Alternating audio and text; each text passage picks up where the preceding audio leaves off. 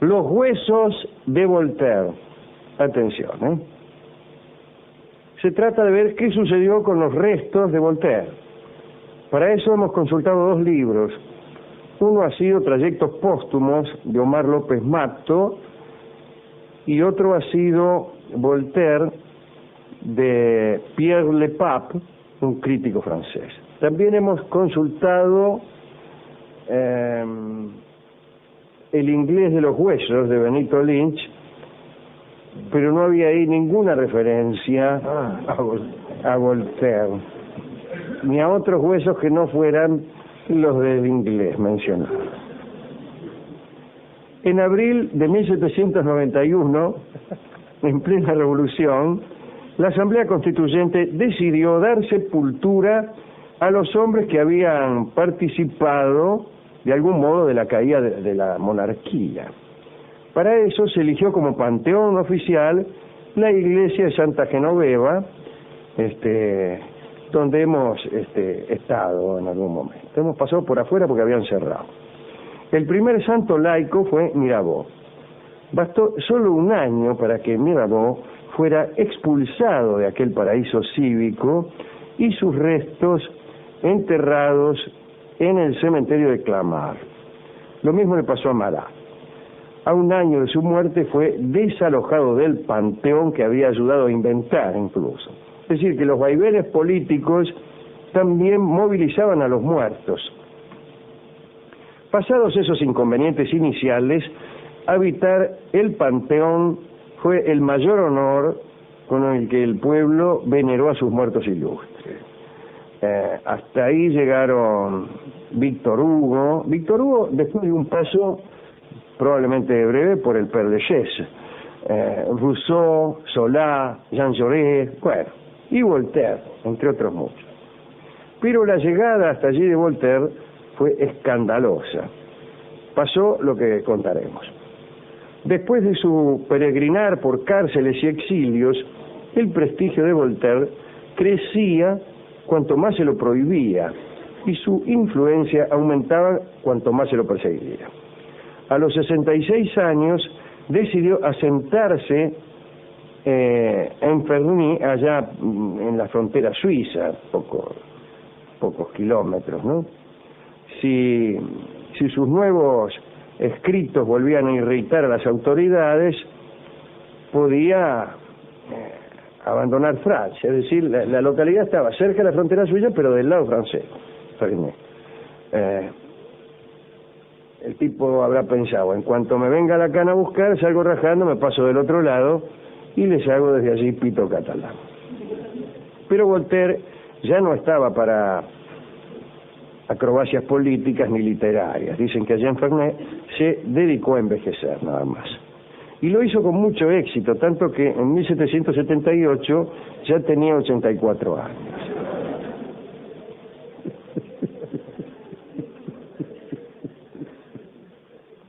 Este programa a veces me gusta mucho. Y a los 84 años viajó a París y se enfermó. Se enfermó y murió. No debió haber viajado probablemente. Murió el 30 de mayo de ese año en la casa de su amigo, el marqués de la Villette, que de pronto se encontró con un problema, como suele ocurrir cuando se te muere un amigo en tu casa. Aunque Voltaire había irritado mucho a las autoridades eclesiásticas, quería que se le diera sepultura cristiana. Poco antes de morir había dicho que no eran tiempos de hacerse enemigos, en alusión a los miembros de la Iglesia. Pero el problema era que el marqués de la Villette no sabía de qué modo cumplir con el deseo de su compañero. Porque aunque no había sido excomulgado oficialmente, el obispo de París lo tenía montado entre ceja y ceja y había afirmado que no permitiría el entierro de Voltaire en Camposanto. El amigo de Voltaire, es decir, el marqués, y algunos familiares trataron de cambiar esa disposición, pero todo fue en vano. Entonces los sobrinos de Voltaire y varios amigos, sin decir que Voltaire se había muerto, decidieron regresar con el cuerpo a Ferney, en donde el filósofo había preparado ya su sepultura. Pensaban ellos, lo enterramos antes de que la Iglesia lo impida. subieron al muerto en un carruaje y lo sentaron entre almohadones como si estuviera vivo. Había incluso muchos admiradores de Voltaire que estaban siempre ahí en la puerta de la casa del marqués de la Villette, esperando a ver si Voltaire salía a dar una vuelta para saludar. Creyeron, cuando lo vieron en el carruaje, que regresaba a su hogar. Todavía medio se enojaron, porque mirá qué desgraciado, ni saludó. Probablemente lo hubieran visto algo desmejorado. Pero en realidad Voltaire no partía entero, ya que el boticario, el señor Mitterrand, expresó su deseo de atesorar el cerebro del gran pensador.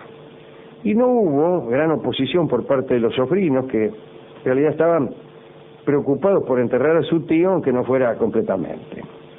Entonces le regalaron el cerebro al boticario.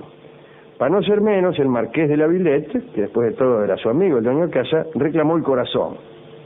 Y tampoco se lo negaron. Así que el Voltaire que todos veían ahí sentado, no solamente estaba muerto, sino que iba sin cerebro y sin corazón. Que ya es demasiado para un hombre como Voltaire. Finalmente debieron cambiar el recorrido.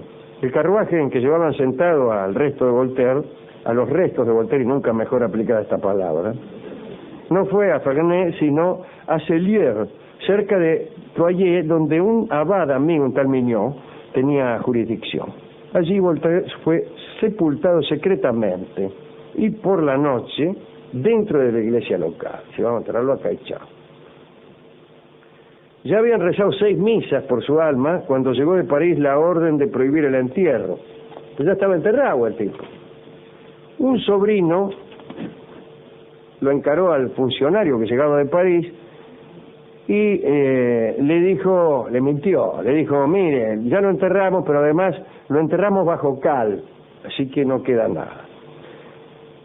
El obispo de París debió conformarse con prohibir toda misa, servicio religioso o monumento en recuerdo del pensador impío. Pero llegó la revolución, no esa noche, ¿no? Más adelante. Llegó la revolución unos años después. Y resurgió la obra de Voltaire. Sus libros y sus escritos dejaron de estar censurados. Lo curioso es que la pequeña iglesia de Cellier, donde había sido enterrado, fue destruida por el furor revolucionario. Usted sabe que cada tanto los revolucionarios destruían una que otra iglesia para mejor servir a la República. Entonces apareció el amigo, el marqués de la Villette, que ahora era el ciudadano Villette, y en un artículo del diario La Crónica pidió el traslado de los restos de Voltaire para que recibiesen un trato digno como padre ideológico de la revolución. Y se pensó en el Panteón, naturalmente. No todos compartían ese criterio. La comuna de Romilly, donde estaba la iglesia derruida, y los habitantes de Troyes, la comuna vecina, donde trabajaba la Sociedad de Amigos de la Constitución, estaban también interesadas en lo que quedaba de Voltaire. Así que, ¿cómo lo van a llevar al Panteón y nosotros qué? Dijeron, ¿no? En mayo de 1791, representantes de ambas colectividades se encontraron para disputarse los restos del cuerpo exhumado. El asunto se puso un poco violento cuando aparecieron los de la Asamblea Constituyente de París. Llegaron para arbitrar la disputa, pero en realidad lo que hicieron fue decir que Voltaire pertenecía al Estado. Bueno, los habitantes de Troyes resignados pidieron el cráneo. Los de Romilly pidieron al menos el brazo izquierdo. Los funcionarios de París se negaron. Dijeron que el esqueleto completo debía pertenecer al Estado francés y a su capital, París. Durante el desorden de las discusiones, que qué sé yo, alguien se afanó el tarso. Finalmente el esqueleto fue declarado bien nacional y armado, con cierta dificultad, para su transporte a París el 11 de julio de 1791. Pero la rapiña continuó. Los habitantes de Troyes robaron el pie izquierdo y 2 dientes. Uno de estos dientes fue a parar a mano de un cronista, Lemaitre, para que callase el afano que estaba presenciando. Él no quería ninguno, pero para que se callara le dieron un diente. Lemaitre usó el diente de Voltaire como amuleto y a su muerte fue heredado por su sobrino, que oportunamente se hizo dentista. Sin embargo, se desconoce el destino último de esa pieza. Fíjate, la vino a perder el sobrino dentista de Lemaitre. Por fin comenzó el traslado a París.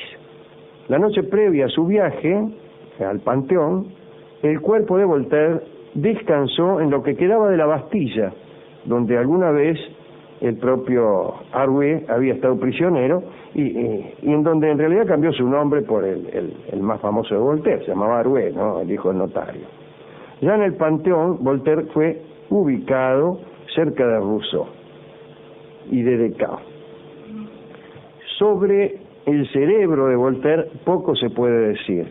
El boticario, recordemos que se lo quedó el boticario, lo dejó como herencia a su hijo, que en varias oportunidades intentó donarlo al gobierno de turno, pero nunca le dieron bolilla. Finalmente el cerebro fue heredado por un empleado, un tal Lavosse, y al morir este empleado, sus bienes fueron rematados sin que se hallase el cerebro. El caso es que ya en 1875 nadie tenía idea de dónde había ido a parar el cerebro de Voltaire. Las aventuras del corazón fueron diferentes. El marqués de la Villette había comprado la propiedad de Voltaire en Ferney y la convirtió en un centro de adoración de su amigo. E incluso colocó el corazón, del que él mismo se había apropiado, sobre una columna en el dormitorio que una vez había pertenecido a Voltaire. Pero vino a suceder que el marqués se empobreció y debió alquilar la propiedad con corazón y todo. Se la alquiló a un inglés. Lo criticaron mucho por alquilar el corazón, entonces Villette se lo llevó a su casa en París. Cuando murió Villette, su esposa conservó el corazón en su casa y pasó luego a manos de los hijos. Más tarde fue donado al obispo de Moulins y, escandalizado por el legado aquel, el obispo decidió cederlo a la nación. En 1864 gobernaba Napoleón III, que consideró que lo más correcto sería retornar el corazón a su lugar original, el pecho de Voltaire. Bueno, fueron a buscar la tumba de Voltaire, que como hemos dicho, estaba en el Panteón. Y descubrieron consternados que sus huesos no estaban allí. No estaban allí ni en ninguna otra parte del Panteón. También estaba ausente el cuerpo de Rousseau. Indignación general. Los periódicos decían, si este gobierno es incapaz de cuidar los restos de los grandes hombres, ¿qué nos puede esperar a los franceses que estamos vivos? ¿No? Napoleón III ordenó la investigación policial y vino a averiguarse esto. ¿Cuándo cayó Napoleón Bonaparte? Es decir, en 1815, no Napoleón III, Napoleón I. Un grupo de fanáticos monárquicos decidió limpiar el Panteón de todos los impíos. Y los huesos de Voltaire, y también los de Rousseau, fueron reducidos y quemados con cal viva. Nadie sabe a dónde se arrojaron las cenizas. Napoleón III, que solo había podido guardar el corazón, lo instaló en la Biblioteca Nacional, donde también hemos estado. Pero se le perdió. Se extravió entre cajas y biblioratos. Lo encontraron recién en 1924 y lo depositaron al pie de la estatua de Voltaire y de allí no volvió a moverse, al menos hasta anoche. Pero yo, si fuera el jefe de la policía francesa, iría ahora mismo a ver si está todavía el corazón de Voltaire. Extraordinario todo eso. Extraordinario. O sea que lo que hemos ido a saludar al Panteón era nada. No hay nada en el Panteón. Ha saludado nada. Menos mal que no entramos, porque hubiéramos ido a saludar a Voltaire. Yo entré, yo fui a... entró, no, fuimos con Madame, sí. Una tardecita ahí por la calle Gay-Lussac, ¿no es cierto?, que sale desde Luxemburgo hasta el Panteón, y cuando llegamos ya estaba cerrado. Nos dijo el tipo, pa de Voltaire. Sí, pero yo, usted lo saludó. Yo entré, fui a rendir mi homenaje ahí a la tumba entonces de Voltaire, que no está. No estaba. Me hizo ir en vano. Muy bien. ¿A quién quiere dedicar esta charla? Y al Marqués de la Villette. Claro, un gran buen amigo. Gracias a él por lo menos está el corazón ahí. Sí, que se esforzó mucho, ¿no? Por cuidar de su amigo. Y ya que hablamos de valores de amistad y de honor, Alejandro, y ya que lo hemos nombrado y visitado en su momento el autor, a Jean Valjean. A Jean Valjean. Ya bueno, estado por ahí. Aquí tenemos el tango que habrá de ilustrar esta charla y que es naturalmente anclado en París, que es como quedó el pobre Voltaire. Tanto él mismo cuando murió como el corazón ahora. El tango anclado en París ha sido compuesto por don Enrique Cadícamo y por Guillermo Barbieri, que era el guitarrista de Gardel, pensando seguramente, después de una visita al Panteón en Voltaire, en Voltaire, al que habrán creído visitar. Después, para no contrariar mucho al público del tango argentino, que siempre prefiere la historia de un argentino en París y no la historia de Voltaire en París, fingieron todo esto de la letra, tirado por la vida errante bohemia, pero están pensando en Voltaire todo el tiempo. Escucharemos una de las dos versiones que hizo Carlos Gardel, seguramente la más conocida. Adelante.